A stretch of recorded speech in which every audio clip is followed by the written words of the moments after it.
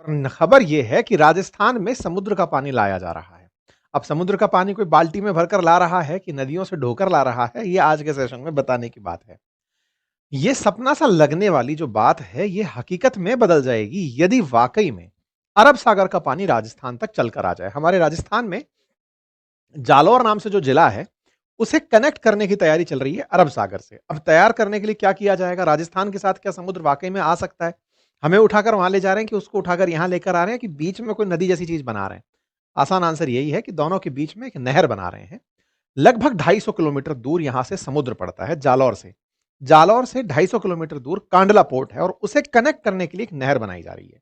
और ये नहर बनाने के लिए इनलैंड वाटरवे जो डिपार्टमेंट है भारत का, उसके साथ में राजस्थान का जो जल संसाधन मंत्रालय है, जो विभाग है, संसाधन जो मंत्रालय है, उसने एमओयू साइन किया है, इसलिए ये हेडलाइन बनी हुई है।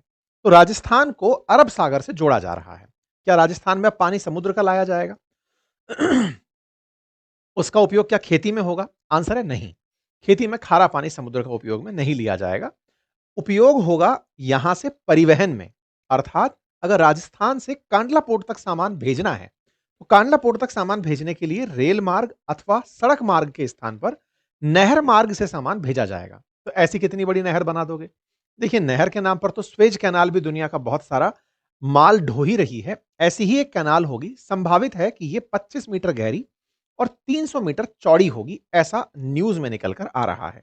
जिससे मालवाहक माल को कार्गोज पर रख रख करके कांडला पोर्ट तक पहुंचाया जा सकेगा। इसी बात को लेकर के inland port to be developed in Rajasthan Jalore news निकलकर आई। इस पूरे कार्यक्रम में 10,000 करोड़ रुपए का खर्च आएगा, ऐसा खबरों में बताया जा रहा है। राजस्थान के जालौर में यह होने जा रहा है। ये एक नेशनल न्यूज बनकर के आई और कहा गया कि राजस्थान में इस तरह से राजस्थान का पहला इनलैंड पोर्ट बनेगा, जो कि वाटर वे होगा कांडला पोर्ट से कनेक्ट करने के लिए। तो देखिए, ये रहा जालौर और जालौर के अंदर जगह है सांचौर। सांचौर को कनेक्ट करने के लिए रण ऑफ कच्छ से होते हुए इस तरह से एक नहर प्रस्तावित की जा रही है। असल मायने में जवाई, लूणी और रण ऑफ कच्छ, ये जो नदियां बहती हैं जवाई और लूणी, और उसका रण ऑफ कच्छ के साथ में जो बहता हुआ रास्ता है, उसी के रास्ते को उपयोग में लेते हुए इस नहर का निर्माण किया जाएगा। ये नहर जब मतलब टेक्निकली इस नहर का उपयोग पानी के लिए नहीं किया जाएगा। मतलब इस तरह से समझिए कि इस पानी से इंदिरा गांधी कैनाल की तरह सिंचाई नहीं की जाएगी। इससे इस पानी को अंदर तक ला करके केवल परिवहन और अगर भविष्य में आवश्यकता हुई तो एंटरटेनमेंट के पर्पज से, टूरिज्म के पर्पज से इस नहर का उपयोग किया जाएगा। ठीक है। ये जानकारी कब बाहर निकल कर आई? जब राजस्थान के अंदर एमओयू साइन हुआ। मुंबई के अंदर एमओयू साइन हुआ। राजस्थान रिवर बेसिन और जल संसाधन आयोजन मंत्रालय, आयोजन प्राधिकरण और भारतीय अंतर्देशीय जलमार्ग प्राधिकरण के बीच में जवाई लूणी ऑफ कच्छ नदी प्रणाली को राष्ट्रीय जलमार्ग 48 घोषित होने के कारण यह सब काम हो पा रहा है। यह जानकारी राजस्थान सरकार के द्वारा भी दी गई कि अरब सागर से सीधे जुड़ेगा राजस्थान, जालौर में बनेगा इनलैंड पोर्ट। ये पोर्ट जिस तरह से समुद्र के किनारे पोर्ट कांडला पोर्ट बना हुआ है, मुद्रा पोर्ट बना हुआ है। कांडला पोर्ट दीनदयाल पोर्ट के नाम से इन दिनों विख्यात है। उस पर इन दिनों थोड़ा ट्रैफिक कम हुआ है जब से अडानी का मुद्रा पोर्ट, क्योंकि 60 किलोमीटर दूर पर मुद्रा पोर्ट है और वहां पर इन दिनों ट्रांजैक्शन खूब है, क्योंकि कांडला पोर्ट सरकारी रह गया और मुद्रा पोर्ट में अडानी का काम है, तो अडानी उसको बहुत प्राइवेटाइज करके कस्टम तरीके से अच्छे से चला रहा है। तो पोर्ट पे जहां सामान बहुत अच्छे से उतर पाए, जहां पर उसका मेंटेनेंस सही से हो, केयर अच्छे से हो, ट्रांसपोर्ट अच्छे से हो, तो वो इन दिनों काफी सर्वाइव कर रहा है, या फिर कहिए तो कंपटीशन में कांडला पोर्ट को टक्कर दे रहा है। ऐसे में कांडला पोर्ट को अगर राजस्थान से कनेक्ट कर दिया गया, क्योंकि सरकारी पोर्ट है, और उससे इसको कनेक्ट कर दिया गया, तो राजस्थान से एक बड़ी मात्रा में जो ट्रैफिक है वो वाया कैनाल होते हुए कांडला पोर्ट जाएगा और कांडला पोर्ट से फिर मिडिल ईस्ट को जो हम अपना सामान बेचते हैं, या अरब सागर के माध्यम से, या कहिए तो जो रेड सी से होकर के हम सामान मंगाते हैं, वो इस रास्ते होकर के राजस्थान पहुंचेगा। और राजस्थान पहुंचने के बाद में फिर यहाँ तो डेडिकेटेड फ्रेट कॉरिडोर है। डेडिकेटेड फ्रेट कॉरिडोर की वजह से दिल्ली सामान बहुत तेजी से पहुंचाया जा सकेगा। तो टेक्निकली सामान की जितनी तेज आवाजाही होती है, देश के विकास में उतना ज्यादा आराम रहता है। अगर सड़क से और रेल से अगर आप देखते हैं मार्ग सामान को भेजने का, तो उसका एक समय लगता है, पर प्रदूषण फैलता है, तेल खर्च होता है। माना जाता है कि जो पानी के थ्रू होने वाला परिवहन है, ट्रांसपोर्ट है, वो तुलनात्मक रूप से सस्ता पड़ता है। यही कारण है कि ये खबर बड़ी खबर में कंसीडर की गई और कहा गया कि 10,000 करोड़ से अधिक राशि के अंदर ड्रेजिंग होगी। 262 किलोमीटर लंबा जलमार्ग बनाया जाएगा और 50,000 लोगों को इससे रोजगार के अवसर मिलेंगे। ऐसा गवर्नमेंट ऑफ राजस्थान के द्वारा जानकारी दी गई। इसमें कहा गया कि जलमार्ग की डीपीआर पर भारतीय अंतर्देशीय जलमार्ग विकास प्राधिकरण, national technology for port, waterway and cost, IIT Madras और जल संसाधन विभाग द्वारा सर्वे किया जा रहा है। यह जानकारी मुख्यमंत्री के द्वारा भी अपने सोशल मीडिया हैंडल्स पर दी गई और बताया गया कि जल संसाधन मंत्री के प्रयासों से यह सफलता मिली और 10,000 करोड़ रुपए से अधिक की राशि में यहां पर ड्रेजिंग होगी। ये वो रास्ता होगा रन ऑफ कच्छ होते हुए, जो जालौर से होते हुए इस एरिया के अंदर पहुंचेगा। इसी एरिया में कैनाल का विकास होगा और इससे भारत में एक लैंडलॉक स्टेट जो कि राजस्थान है, जिसके पास समुद्र नहीं है, वो भी अब समुद्र तक अपना सामान पहुंचा पाएगा। अभी तक पहुंचाने के लिए हम ट्रक और रेल का उपयोग करते थे। ऐसा पोर्ट, चूंकि पोर्ट जनरली उन्हें कहा जाता है जो कि समुद्र पे जो राज्य बने हुए हैं उनके लिए पोर्ट होता है, तो यहां पर पोर्ट खुद अंदर चलकर आ रहा है, तो ऐसे पोर्ट को इनलैंड पोर्ट कहा जाता है।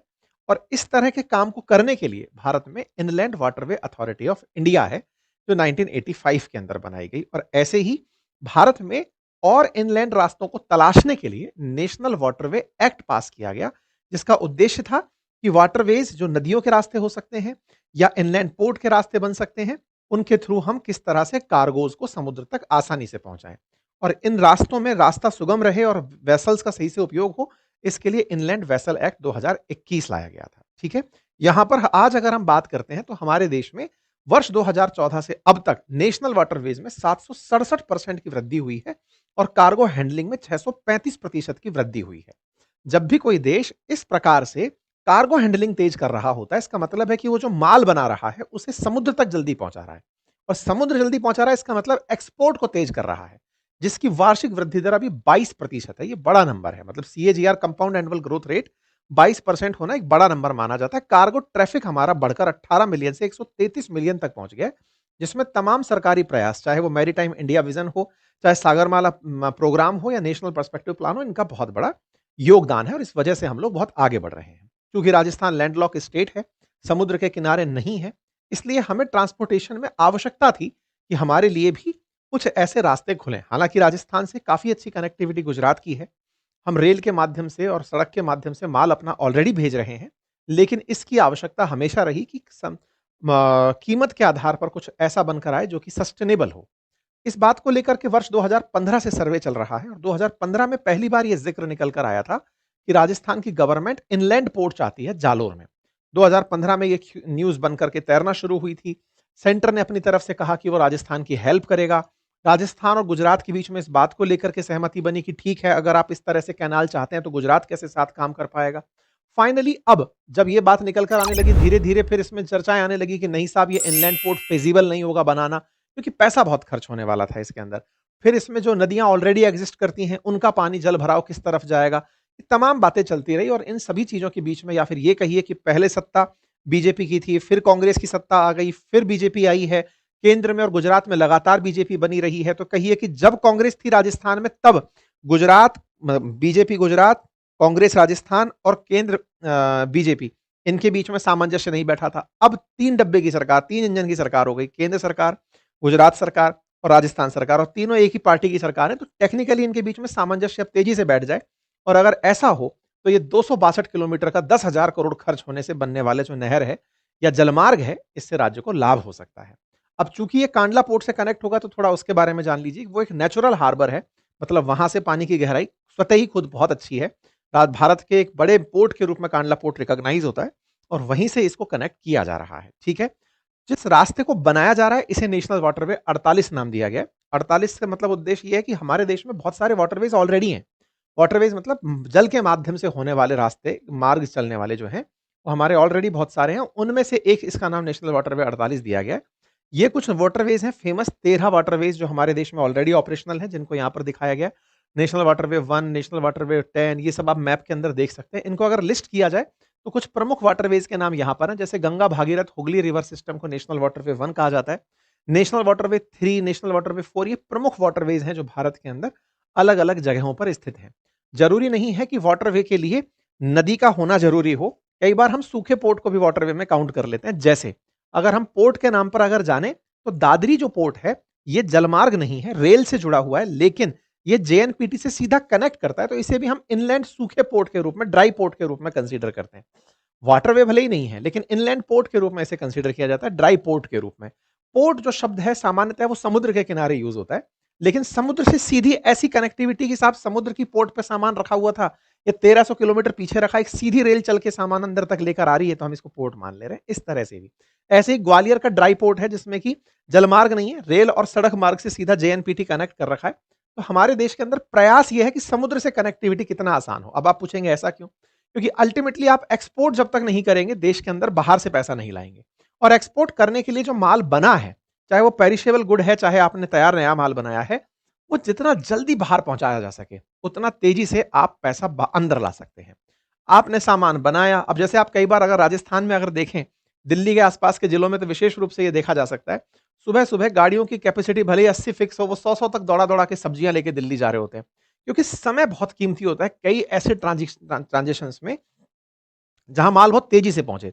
अब जैसे साउथ से चल करके कई फल के ट्रक चल के राजस्थान चल के आते हैं, तो इनमें समय का एक अपना कंस्ट्रेन होता है। अगर समय ज्यादा लग गया तो फल खराब होने लगेगा, सब्जियां खराब होने लगेंगी। ऐसे ही गुड्स के केस में है, अगर कोई माल बनाया, उसका ट्रांजिशन जो टाइम है, अगर वो बहुत ज्यादा लग गया, तो हमारे लिए वो अपने आप में एक नुकसान के रूप में होता है। तो सरकार का प्रयास ये है कि हम पोर्ट से बहुत तेजी से कनेक्ट हो, जो भी माल बने, चाहे वो राजस्थान में बने, गुजरात में बने, वो तेजी से एक्सपोर्ट तक पहुंचने लगे, और जो बाहर से आ रहा है वो देश के अंदर तेजी से आता रहे। बस इसी प्रयास में सरकार के द्वारा ये काम किए जा रहे हैं।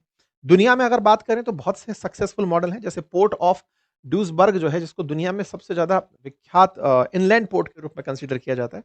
ऐसे ही चाइना के अंदर पोर्ट ऑफ नानजिंग है, जो इनलैंड पोर्ट होते हुए मतलब समुद्र के किनारे नहीं है, लेकिन कार्गोज में ये वर्ल्ड रिकॉर्ड हासिल किए हुए हैं। इतना ज्यादा यहाँ से ट्रांजिशन होता है, ट्रांजेक्शन होता है, माल का आवाजाही होती है। ठीक है साहब। तो राजस्थान में अगर ऐसा होता है तो ये भारत राजस्थान के लिए एक बड़ी उपलब्धि होगी। उम्मीद है कि आप इस बात से होने वाले लाभ और चुनौतियों से परिचित होंगे। लाभ में सबसे बड़ा लाभ यही है कि ये कम खर्चीला है, कार्बन का उत्सर्जन कम है, सड़क पर और रेल पर जो भीड़ है उससे आपको ये बचा कर रखता है, अच्छे से देश की इकोनॉमी में एंट्री करता है। दिक्कत क्या है? दिक्कत ये है कि इसमें पैसा बहुत खर्च होता है। दूसरा, रास्ते के अंदर चूंकि समुद्र के साथ आने वाला पानी, तो सिल्ट बहुत आ सकती है, रास्ते जाम होते हैं, जिससे उसको सफाई कराना, वापस से उसको मेंटेन करना, और उसका मेंटेनेंस कॉस्ट अपने आप में एक बड़ा कॉस्ट है। चाहे फिर आप उठा करके स्वेज कैनाल उठा करके देख लें, चाहे पनामा कैनाल उठा कर देख लें, बहुत से देशों की इकोनॉमी कैनाल्स के रख रखाव पे चली जाती है। तो ऐसे में क्या राजस्थान इतना महंगा अफेयर रख पाएगा? 10,000 करोड़ का जो ये खर्च है, ये केवल बनाने भर का खर्च नहीं है, ये वही है सफेद हाथी, इसको बनाना और उसके बाद इसको मेंटेन करना। कहीं ऐसा ना हो कि हमारे लिए ख्वाब देखने में तो खूबसूरत हो, लेकिन इससे जो पैसा हम कमाएं उसमें इतना लाभ हम नहीं निकाल पाए। ये जरूर सरकार को पूरी तरह से एनालाइज करना चाहिए। फिलहाल के लिए इतना ही। जानकारी पसंद आई हो तो आप इसे जरूर साझा करें, क्योंकि राजस्थान रिफाइनरी की भी बाट जो ही रहा है, देखते हैं वो कब पूरी होती है। ऐसे ही एक दूरगामी हमें इनलैंड पोर्ट भी दिखाई दे रहा है। अगर ये बनता है तो निश्चित ही देश राज्य के लिए अच्छा होगा। बहुत बहुत धन्यवाद।